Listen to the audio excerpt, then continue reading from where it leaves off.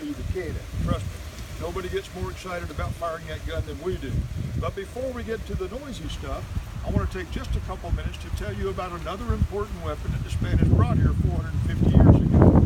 The crossbow is a truly ancient weapon indeed. People tend to look at gun issue and think that it was a European invention because it was very popular, very widely used throughout Europe for a very long period of time. But the truth of the matter is the crossbow was invented by the same people who invented gunpowder, the Chinese, all the way back in 600 BC, which means that crossbows have been around nearly 2,000 years longer than guns have. That's the good news.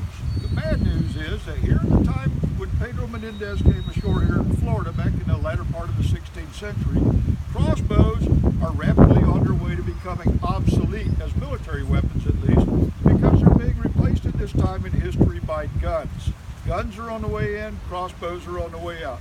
But they haven't been replaced completely, and we do know from studying the records that the Spanish did bring them here to Florida back in 1565 for several very good reasons. Number one, the crossbow is a very reliable weapon, a very good backup weapon to supplement the guns that they did bring. Number two, the crossbow is the ideal weapon for hunting because it's powerful, accurate, and mostly silent. It's a great weapon for hunting, and it can supplement the food supply of the southern been very important factors. Now, the reason that the crossbow has been around as long as it has is easily explained by the fact that they're very simple to use. Anybody can learn to shoot one of these. You don't have to be big and strong. It doesn't take years of training and hours of practice because it's not like shooting a bow and arrow. A crossbow is a mechanism. It does all the hard work for you. All you have to do is point and shoot. Now, did you hear all the noise that it made? No, it doesn't really make a lot of noise. So again, it would be an excellent weapon for hunting. And this is a good replica of a 16th century hunting crossbow. A military crossbow from that same time period would be 5 to 6 times more powerful. It had to be because they had to be capable of penetrating armor. They still were armored in battle in the 16th century. But along come guns. It doesn't take long to figure out that guns do an even better job of penetrating armor, such a good job that not only is the crossbow on its way to becoming obsolete, in a short time after our time period in history, armor will also disappear. Because as guns become more common and more widespread, armor simply becomes impractical. It won't protect you from bullets, so all it does is slows you down. But here on the frontiers of the New World 450 years ago, armor was still a good idea, and so was the good old dependable crossbow. It was still a good way to go out and shoot something for dinner, or if necessary, to defend yourself. Now, are you folks ready to learn about our cannon? That's what you all came for, right? The noise? Yeah, okay, we'll get right to it. Thanks, Greg. You did a good job, right? There you go. We like that. How's everyone doing? Good? I'm going to give you a little information about our gun, then we're going to shoot it. The cannon you see here is a replica of a cannon that would have been here in 1565. And it's what's known as a breech-charged, muzzle-loaded, 6-pound iron gun. Which sounds like a lot of information, but what that means is that our cannon, which actually weighs about 900 pounds, is capable of firing something very similar to this. It's a solid 6-pound iron ball. It can shoot this ball accurately for a distance of 3/4 of a mile. Maximum range of 1 mile, which is roughly where the Bridge of Lions stands today. Now, breech charge, what that means is unlike the two cannons you see right beside you here, which are two real shipwreck cannons, incidentally. It's a British gun. The far one over there, that's the remains of a Spanish cannon, but they're both muzzle loaders. In order to shoot that cannon in the black powder of the ball, everything goes down the muzzle, gets rammed down, primed, and then fired. Now, in order to shoot that gun a second time, someone's got to come along with a wet sponge on a long stick, run it down that barrel, make sure no more hot embers in that gun, and that took time. See, our gun is different. Our gun, the gunpowder goes in the rear, in the breech. Thanks, Greg. Everybody see the cylinder Greg is pointing to right now? This high twine rings on. It's called a servidor. In English, they would call it a powder mug, because that's what holds the gunpowder. And we have one just like they're already loaded in our cannon. Now, because of that design, a crew of about 5 men were capable of shooting our gun at a rate 3 to 4 times per minute, which was actually considered rapid fire for its day in 1565. And there would have been 20 cannon exactly like this one, lined up along this very shoreline. 20 cannon, each one doing 3 to 4 per minute. Of course, the math works out to 60 to 80 cannonballs downrange in under a minute. Again, pretty good firepower for that particular day.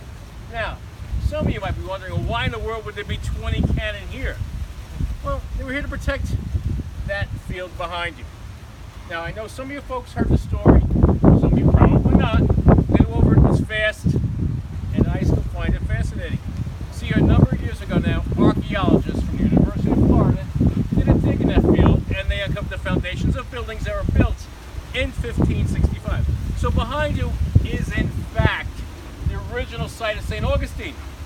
And if you look at the field, you see these markings on the ground. You actually see the skeletal structures popping up here and there. Both square and rectangle shapes. They mark the location where the Spanish buildings actually stood. There's also round and octagon shapes. Now they mark the location where the Timucuan Indian hut stood. See, when Pedro Menendez landed here in 1565, he was greeted warmly by the Indians. She gave him that field to use. In fact, the Spanish and the Indians lived peacefully side by side for about 9 months. Right, good feelings didn't last long. That's because Pedro Menendez did something that no other explorer to Florida did before him. See, when he came here with women and children. So now the Indians realized it's time to Spanish mean business. This time they're really here to stay. So I said 9 months go by, bad feelings happen, the entire village gets burned to the ground. Now, you have to keep something in mind. The Spanish kept great records. They wrote everything down so the king could speak and read all about it, but they never wrote down who burned down this village. It's assumed the Indians did it, but there is no written proof. So now they moved their encampment across the river and stayed on the island for about 6 years. Realized that wasn't the best place to be, so they moved back again and settled permanently where downtown St. Augustine Castile, where that big fort stands today.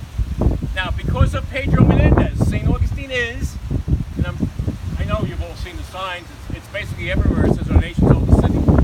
St. Augustine is, in fact, the oldest continually occupied European settlement in the area now known as the continental United States. It makes us our nation's oldest city. We are 42 years older than Jamestown. Anybody here from Virginia today? Virginia? See, that's okay. The good people of Virginia Tourism have a commercial. Their commercial says, visit Jamestown, see where American history began. Which is not quite right. See, that's the English version of American history. However, grandchildren were being born here in St. Augustine before the British even thought about colonizing Jamestown. And for our good friends up in Massachusetts, St. Augustine was here 55 years before the Pilgrims ever stepped foot on Plymouth Rock. Now, what was documented, written down so the king could speak and read all about it. September 8th, 1565, the Spanish and the Indians had a feast in that field behind you, and they called it their Feast of Thanksgiving, 55 years before the one we celebrate these days. That's your history lesson for today. All true, all facts. Let's shoot a gun, right? Now, in order to fire a solid 6-pound iron ball like this, it would require 3 pounds of black powder. That's half the weight of that projectile. And 3 pounds of black powder is the equivalent to 3 sticks of dynamite. We are not putting 3 sticks of dynamite in this can today for a lot of obvious reasons. Most importantly, of course, you guys want a little bit of your hearing left as you're going back to your cars. So we're going to fire a small portion of what they would use. But you're going to get the sight, the sound, the feel. And if you notice the flag is kind of coming at you, that means you're going to get the smell what it was like to be here in 1565 when this cannon was going off.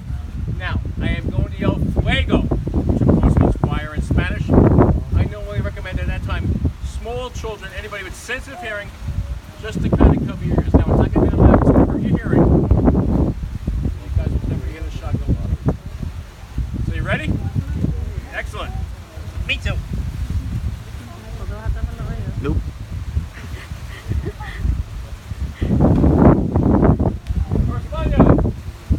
Fuego! And that's how they did it. That's what history smells like. Exactly like that, guys. Hey, thanks for coming down here to see us. We appreciate it. Any questions, feel free to ask. If not, enjoy your time here, guys. Thank you. Thank you.